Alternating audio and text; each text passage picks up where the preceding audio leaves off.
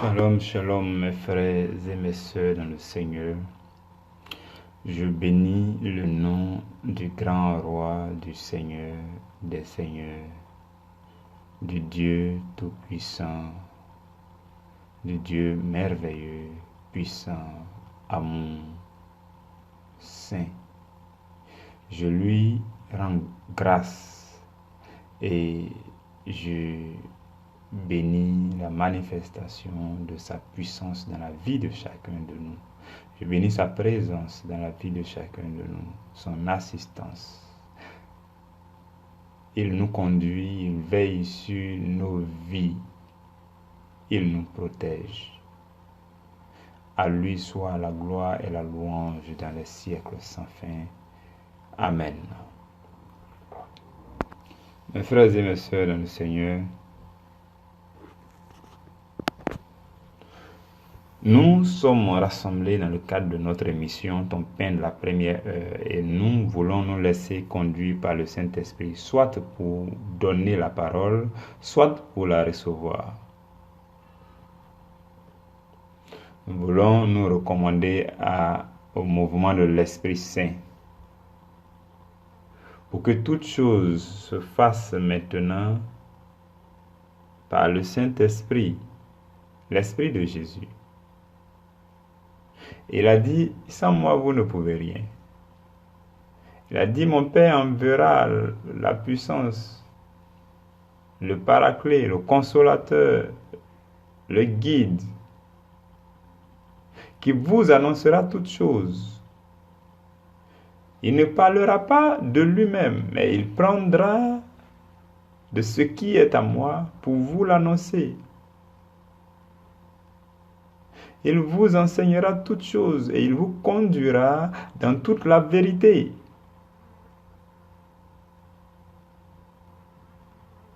Voilà ce que le Saint-Esprit fait pour nous, mes frères et mes sœurs. Et il nous soutient, il nous révèle les profondeurs de la parole.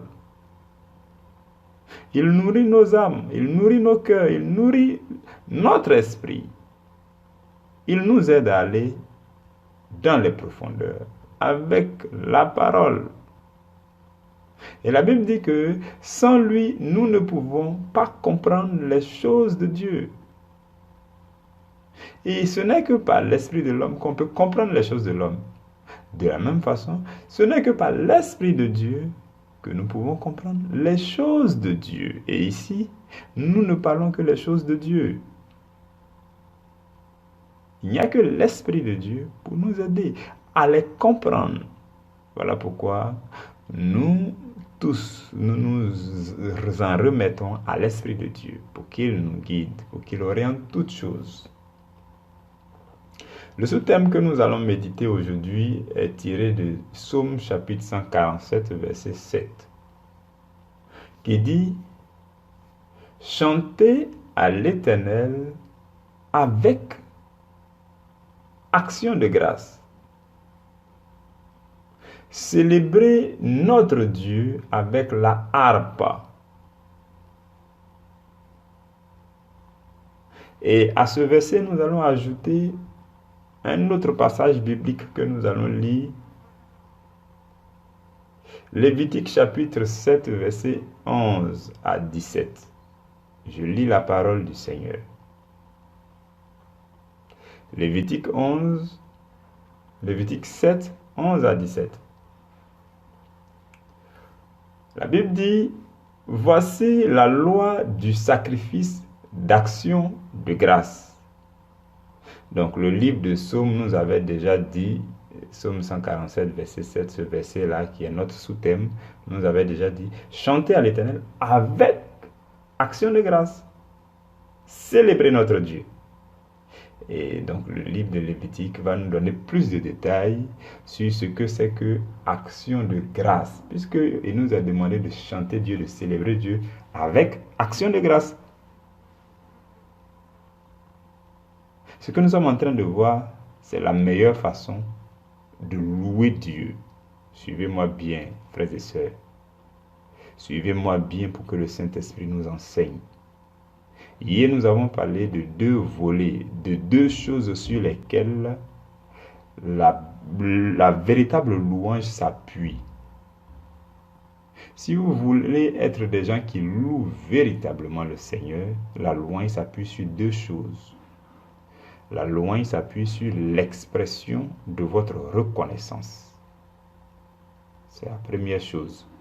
L'expression de votre gratitude. Dieu a accompli des choses dans votre vie. Dieu a tendu sa main pour opérer des choses miraculeuses, des choses merveilleuses dans votre vie. Vous venez dans sa présence pour raconter ces merveilles, pour être reconnaissant. Et vous ne venez pas les mains vides. C'est ce que nous allons voir justement.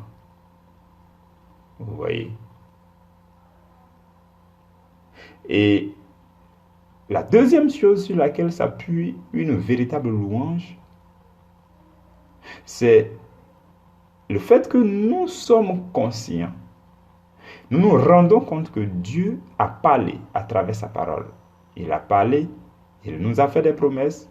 Ces promesses s'adressent à nous. Et c'est Dieu qui a parlé. Dieu est fidèle à sa parole. Dieu ne ment point. Et ce qu'il a dit, cela arrivera. Le simple fait de savoir que ce que Dieu a dit dans sa parole arrivera dans notre vie, cela nous pousse à le célébrer, à le chanter. Voici la deuxième chose sur laquelle doit s'appuyer une véritable louange. Donc une véritable louange, ça se fait sur la base de ces deux choses. Aujourd'hui, nous allons voir la première chose. Demain, nous allons voir la deuxième chose. Et après, demain, nous allons commencer maintenant à parler de l'adoration. Suivez-moi bien et restez connectés, mes frères et mes sœurs. Je reviens à notre texte. Lévitique 7, versets 11 à 17. J'avais déjà commencé à lire. Le verset 11 nous dit, « Voici la loi du sacrifice d'action de grâce qu'on offrira à l'Éternel. Si quelqu'un l'offre par reconnaissance, il offrira avec le sacrifice d'action de grâce des gâteaux sans levain, pétris à l'huile, des galettes sans levain, arrosées d'huile, et des gâteaux de fleurs de farine et pétris à l'huile. À ces gâteaux, il ajoutera du pain levé pour son offrande, avec son offrande de reconnaissance et d'action de grâce. On présentera par élévation à l'Éternel une portion de chaque offrande. Elle sera pour le sacrificateur qui a répandu le sang de la victime d'action de grâce. La chair du sacrifice de reconnaissance et d'action de grâce sera mangée le jour où il est offert. On n'en laissera rien jusqu'au matin. Si quelqu'un offre un sacrifice pour l'accomplissement d'un vœu, ou comme offrande volontaire, la victime sera mangée le jour où il l'offrira, et ce qui en restera sera mangé le lendemain. Ce qui restera de la chair de la victime sera brûlé au feu le troisième jour. Parole du Seigneur. Nous rendons grâce à Dieu. Mes frères et mes sœurs, voici les instructions que Dieu a données au peuple d'Israël par le biais de Moïse. Et ces instructions concernent comment est-ce que le peuple doit offrir des actions de grâce. Et les actions de grâce s'offrent au milieu d'une célébration.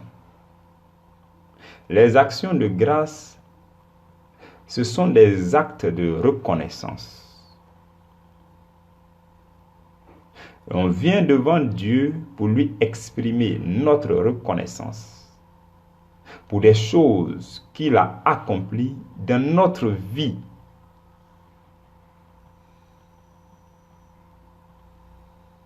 Et dans l'ancien temps, il était demandé au peuple d'Israël de venir avec un sacrifice d'action de grâce. Et remarquez quand vous lisez le texte, quand vous relisez, que vous comprenez le texte que nous venons de lire, vous allez remarquer qu'il y a deux choses qui composent l'action de grâce. Il y a le sacrifice d'action de grâce auquel il faut ajouter l'offrande d'action de grâce. Puisque à partir du verset 12, il est dit, si quelqu'un offre par reconnaissance, il offrira avec le sacrifice d'action de grâce des gâteaux pétris à l'huile, sans levain, ainsi de suite. Donc tout ce qui est cité par la suite, qui s'ajoute là, ce sont des offrandes d'action de grâce qui viennent s'ajouter au sacrifice d'action de grâce. Et au verset, un peu plus loin, je crois au verset 14, on parlera de la victime d'action de grâce. Donc, c'est lorsque le sacrifice d'action de grâce est immolé. Donc, le sacrifice, ça peut être un animal. Je suis encore dans l'ancien temps. Je vais revenir à notre nouvelle alliance. Donc, le sacrifice, ça peut être un animal. L'animal doit être immolé. Donc, on parle de victime d'action de grâce, qui n'a rien à voir avec les gâteaux, la fleur de farine pétrie à l'huile. Donc, ça, les gâteaux, la fleur de farine, tout ça, ça vient s'ajouter à la victime d'action de grâce. Donc, il y a le sacrifice d'action de grâce et il y a les offrandes d'action de grâce. Et tout ça, on vient avec ça parce que l'Éternel nous a bénis. Parce que l'Éternel agit dans notre vie, nous venons être reconnaissants. Hier, je nous ai demandé à chacun de s'asseoir un temps soit peu, pour méditer sur les bienfaits de Dieu dans sa vie. Si vous méditez continuellement sur ce que Dieu a fait de bien dans votre vie, vous allez vous rendre compte que Dieu a fait beaucoup de bien et que vous avez subi très peu d'échecs. Et vous allez tout d'un coup avoir entre vos mains les meilleures raisons pour célébrer l'Éternel au lieu de demeurer dans l'amertume. Il y a 1001 raisons de célébrer Dieu. Vous dites que Dieu n'a pas fait ceci, Dieu n'a pas fait cela. Oh, et vous pleurez. Dieu n'a pas encore fait ceci, Dieu n'a pas encore fait cela. Mais il y a quelque chose que Dieu a fait pour vous que quelqu'un d'autre n'a pas reçu.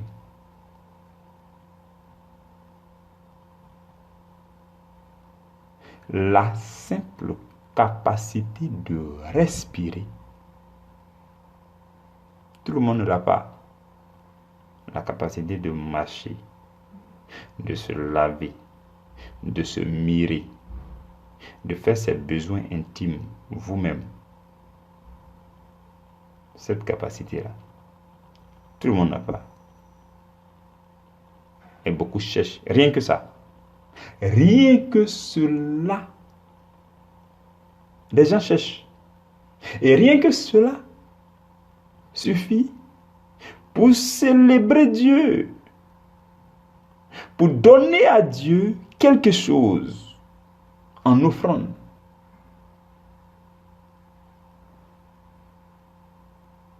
Et pour célébrer Dieu, pour chanter Dieu. Mes frères et mes sœurs, dans l'Ancien Testament, c'était leur coutume. Et la Bible dit, dans un autre verset, la Bible dit, tu ne te présenteras pas devant l'Éternel les mains vides. Aujourd'hui, nous sommes appelés, avant, le peuple d'Israël se présentait devant l'Éternel tous les jours de sabbat. Le jour de sabbat, avant c'était le samedi. Maintenant que le Christ, le Messie est ressuscité, le premier jour de la semaine qui est dimanche, les apôtres ont commencé à se réunir ce jour-là pour prier. Et donc ce jour-là est devenu pour nous le jour de rencontre des chrétiens. Ce n'est plus le jour de sabbat, ce n'est plus samedi. Le jour de sabbat est devenu dimanche. Et donc nous nous rassemblons les dimanches dans la présence de l'Éternel pour le célébrer. Voilà pourquoi quand vous partez à l'église tous les dimanches, vous êtes obligés, enfin pour ceux qui le comprennent, ils sont obligés de ne pas aller les mains vides. Ça c'est l'offrande d'action de grâce par exemple. Enfin, l'offrande d'action de grâce, c'est lorsque tu poses une action qui n'est pas ordinaire et qui exprime que Dieu a fait des choses et pour cela tu es reconnaissant. Donc l'offrande d'action de grâce n'est même pas la quête que tu donnes, ce n'est même pas l'offrande normale. Mais lorsque tu ajoutes sur l'offrande normale, bon, ça aussi, quand tu vas trop prêcher dessus, on va dire tu es en train d'exiger trop d'argent au peuple de Dieu. Mais il faut que ça se prêche. On doit enlever le complexe qui fait qu'on ne prêche pas la parole. On doit prêcher la parole dans toute sa splendeur, dans toute sa sévérité. Et ceux qui sont appelés à comprendre vont comprendre. Mais pour que votre célébration soit véritable, vous avez besoin d'offrir un sacrifice. Et le sacrifice, ce n'est plus le sacrifice des taureaux, ce n'est plus le sacrifice des brebis, ce n'est pas le sacrifice des boucs ou bien des tourterelles. Non, ce n'est plus ça, mes frères et mes sœurs. C'est le sacrifice dont Paul parle dans le livre de Romains au chapitre 12. Il dit, je vous exhorte, mes frères, à offrir votre corps en sacrifice vivant. Il n'a pas dit sacrifice mort. Dans l'Ancien Testament, c'était le sacrifice mort. Donc on parlait de victimes expiatoires. Il faut qu'on répande le sang de la chose, tout ça. Mais non, maintenant, c'est votre sang qui doit être répandu. C'est-à-dire que dans la semaine qui a écoulé là, et après quoi vous êtes en train d'aller à l'église là, vous êtes offert en sacrifice vivant. Vous avez servi Dieu, vous avez fait quelque chose pour Dieu. Ou alors, vous avez donné quelque chose qui fait partie de vous à Dieu. Le roi David dit, je ne donnerai rien à Dieu qui ne m'ait coûté. Donc vous avez donné de votre temps à Dieu. Vous avez donné de votre énergie, de votre santé, de votre implication dans les choses de Dieu. Ou alors vous avez donné aussi de votre ressource qui fait partie de vous en sacrifice. Et après, vous vous présentez devant Dieu avec un surplus qu'on appelle offrande d'action de grâce. Ce n'est plus des gâteaux pétris à l'huile, non, ce n'est pas ça. Mais c'est quelque chose qui fait partie de vous. Ça peut être un panier de vivres que vous donnez sur l'autel. Ou bien ça peut être de l'argent qui va bientôt acheter des paniers de vivres. Vous voyez mes frères et mes soeurs. Ça peut être aussi une invitation à la maison. Des frères et sœurs qui viennent et vous préparez, vous mangez ensemble, vous jubilez ensemble. Ça, ça aussi, c'est une offrande d'action de grâce. Parce que en le faisant, vous célébrez Dieu, vous réjouissez dans le Seigneur. Ça peut être quelque chose qui est organisé par la communauté, par l'église, parmi les frères, et vous vous rassemblez pour faire une forme d'agapé et vous mangez quelque chose dans le Seigneur. Vous offrez cela à Dieu au milieu des réjouissances de la louange. Voici la meilleure façon de célébrer Dieu. Mais il faut faire attention. Souvent, les gens se réunissent dans ce genre d'endroit-là. Et ils mangent. Et ils ne font pas la différence entre amusement et puis réjouissance. Il y a une différence fondamentale entre amusement et puis réjouissance. Amusement, c'est quand tu oublies que tu es dans la présence de Dieu. Tu manges, tu bois à satiété. Là même, peut-être tu vas dévier un peu à la gourmandise. Tu vas dire n'importe quoi à quelqu'un. Tu vas oublier que vous êtes dans la présence de Dieu, vous êtes venu louer Dieu. Et donc, comme Dieu demande de s'appuyer sur les actions de grâce pour le louer, donc vous louez Dieu avec action de grâce. Vous le célébrez, vous chantez à l'Éternel avec action de grâce. Et donc, c'est la présence de Dieu qui vous réjouit. C'est la présence de Dieu que vous glorifiez, que vous magnifiez, que vous célébrez. Donc ce n'est pas comme dans les fêtes dans le monde. Ce n'est pas l'anniversaire de quelqu'un. Ce n'est pas le baptême. Bon, enfin, le baptême au moins, ça aussi c'est un exemple. Voilà. Ce n'est pas une réception quelconque. Mais c'est dans la présence de Dieu que vous célébrez Dieu en offrant à Dieu un repas d'action de grâce. Donc, il y a le sacrifice d'action de grâce qui peut être le sacrifice de votre propre personne ou le sacrifice de quelque chose qui vous est cher, que vous donnez à Dieu, de votre ressource, de votre temps. Vous voyez? Donc, c'est ça. Et tout ça, vous le faites parce que vous êtes reconnaissant. Parce que vous, au moins, vous reconnaissez que malgré tout ce que vous semblez subir, Dieu a fait beaucoup de choses de positives. Et même ce qui a été négatif, vous savez comment en profiter. Vous avez détecté la pensée de Dieu derrière une situation mauvaise. Une situation dite mauvaise, vous avez détecté la pensée de Dieu qui est derrière. Frères et sœurs dans le Seigneur, moi voilà ce que je fais. Par la grâce du Saint-Esprit depuis un moment, je prie dans un sens, je suis sûr que c'est trop bizarre devant Satan. Quand je prie dans la présence de Dieu, oh, rien que dans la présence de Dieu, parce que sans la présence de Dieu, je ne suis rien. Parce que s'il m'abandonne, ne serait-ce qu'une seconde, je suis écrasé par l'ennemi. Mais par sa grande fidélité et son amour, il ne m'abandonne pas. Et c'est lui qui me conduit dans ce genre de prière. Il y a des prières, quand tu les fais, c'est comme oser quoi. Donc quand je prie, je dis à Satan, je dis, bon, donc si moi maintenant, je considère que tout est le succès dans ma vie. Tout ce qui m'arrive, c'est le succès. Parce que la Bible dit que tout concourt au bien de ceux qui aiment Dieu. J'aime l'Éternel, tout concourt à mon bien. Je suis serein, peu importe ce qui arrive. Si c'est une mauvaise situation, je sais qu'il y a quelque chose de meilleur que Dieu a prévu derrière cette situation que je trouve que c'est mauvais. Donc j'essaie d'ouvrir les yeux de plus en plus. Je me loge dans le Seigneur. Je lui dis, Seigneur, il y a quelque chose de meilleur. Parce que ta parole dit encore que tout ce qui est né de Dieu triomphe du malin. Donc moi, je vais triompher de cette situation. Tout ce qui est né de Dieu triomphe du monde.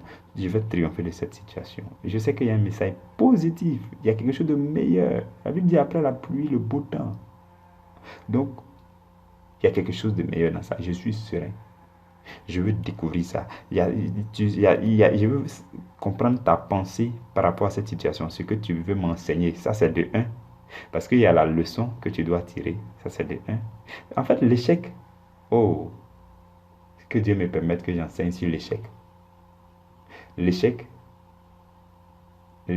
a des fruits. Le premier fruit de l'échec, c'est la leçon que tu dois tirer. C'est l'intention de Dieu de t'éduquer, de t'apprendre quelque chose d'excellent, de tirer une leçon. Donc, mes frères et mes sœurs, au lieu de nous lancer dans la plainte, la première chose que nous devons tirer de nos moments d'échec, de nos situations d'échec, c'est qu'est-ce que le Seigneur veut m'enseigner? Qu'est-ce que je dois tirer? Parce que je vous dis, Satan fait partie du plan de Dieu. À ceux qui le comprennent, ou bien vous le comprendrez. Peu importe, si vous ne le comprenez pas maintenant, vous comprendrez plus tard. Et moi, je dis, quand je prie, je dis à Satan, tu fais partie du plan de Dieu. Peu importe ce que tu fais, quand tu t'agites, je suis serein parce que ce que tu fais là, il y a un plan de Dieu qui est supérieur à ça.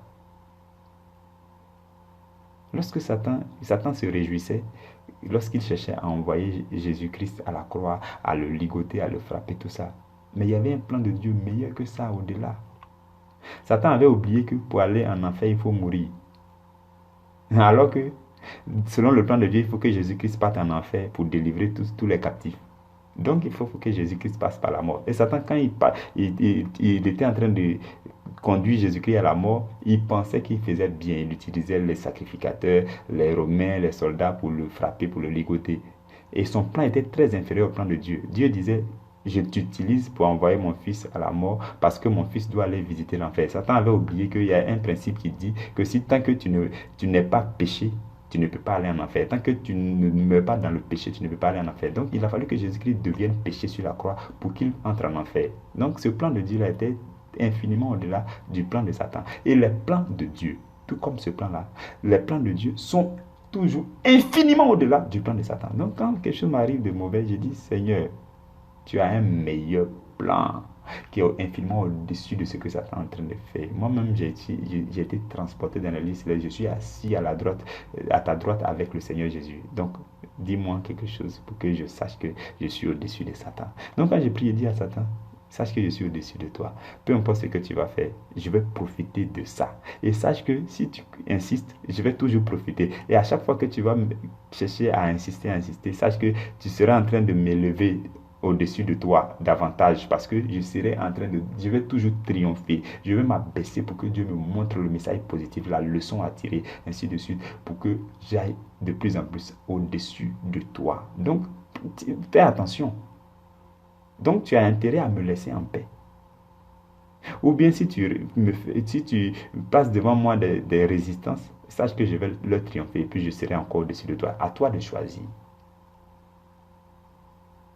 Donc maintenant, si quelque chose veut me résister, je suis serein. Je dis, ah bon, tu me résistes? Ok. Tout ce que Satan met dans le plan pour qu'une porte me résiste, je dis, ok. Je sais qu'il y a une meilleure porte. Mais sachez, vous qui êtes en train d'intervenir, sachez que vous êtes en train de travailler pour Satan. Et le Seigneur peut vous frapper. Je suis serein. Mais je prie juste pour vous, pour que s'il doit vous frapper, votre âme soit sauvée. Mais la situation là, moi, je suis serein. Il y a une meilleure chose qui est prévue derrière. Et je me cache dans la présence de Dieu. Je peut-être plonge dans un temps de jeûne. Je dis, Seigneur, je te célèbre, je te glorifie. Tu es le Dieu infiniment grand. Oh, tu as toujours les meilleurs plans. Et quand je finis cela, effectivement, la situation triomphante se présente. C'est cela, mes frères et mes sœurs. C'est comme ça qu'il faut vivre. C'est la mentalité que Satan n'aime pas là. C'est ça qui est là. C'est la mentalité que Satan déteste. Et donc, de vos situations d'échec, j'étais en train de dire qu'il y a deux choses qui ressortent. Le premier fruit de l'échec, c'est l'enseignement que vous en tirez, l'éducation que ça vous donne. Parce que Dieu laisse Satan faire ce genre de bêtises-là pour pouvoir profiter, pour enseigner aussi son enfant. Parce que si Dieu, par moment, Dieu vous enseigne mieux dans les situations comme ça. S'il n'y a pas de situation comme ça, vous n'allez pas comprendre ce que Dieu veut vous dire comme éducation. Donc, il laisse Satan faire et après, il vient vous éduquer. Il veut que vous puissiez écouter pour comprendre. Mais vous aussi, vous vous lamentez, vous lamentez, vous vous dispersez et vous ne comprenez pas. Et vous murmurez. Et en murmurant, vous construisez mur après mur. Vous vous fatiguez à sauter ce mur-là. Après, vous voyez un autre mur devant vous. Vous vous fatiguez à le sauter. Après, vous voyez un autre mur. Parce que vous murmurez. Alors qu'il faut écouter Dieu dans les moments d'échec pour pouvoir tirer la leçon. La leçon, c'est la première chose. Et la deuxième chose qu'on tire dans l'échec, c'est que le deuxième fruit, c'est que ce que vous n'avez pas obtenu là, il y a quelque chose de meilleur qui se positionne derrière. Ça aussi, c'est quelque chose qui doit vous donner la joie. Ce qui n'a pas marché là, il y a une autre chose que Dieu a prévue qui est infiniment mieux que ça. Donc, il faut pouvoir saisir la leçon que Dieu t'enseigne pour pouvoir cueillir le deuxième fruit de l'échec, qui est la situation beaucoup meilleure que la situation que vous n'avez pas obtenue. Et quand vous allez comprendre ça, Dieu va agir dans votre vie de façon extraordinaire, mes frères et mes sœurs. Et toute votre vie sera célébration.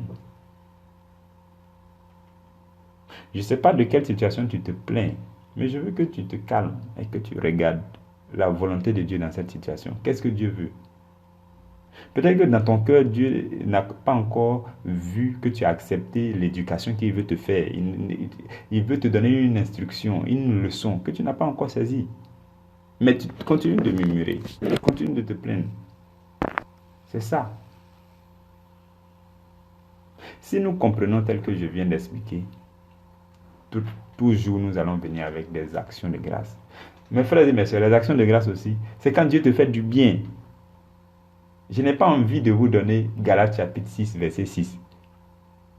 Vous allez partir découvrir vous-même que Galates chapitre 6, verset 6 là, nous recommande que ce qu'il nous recommande. Je vous laisse le soin. Je vous laisse le soin de lire ce verset qui parle à beaucoup de chrétiens qui deviennent matures. Mais que beaucoup de chrétiens qui ne sont pas encore devenus matures n'aiment pas. Mais c'est ça aussi l'action de grâce. La reconnaissance. Parce que, je vous dis, la parole de Dieu, le livre de Proverbes dit la parole de Dieu est plus précieuse que l'or et que l'or fin.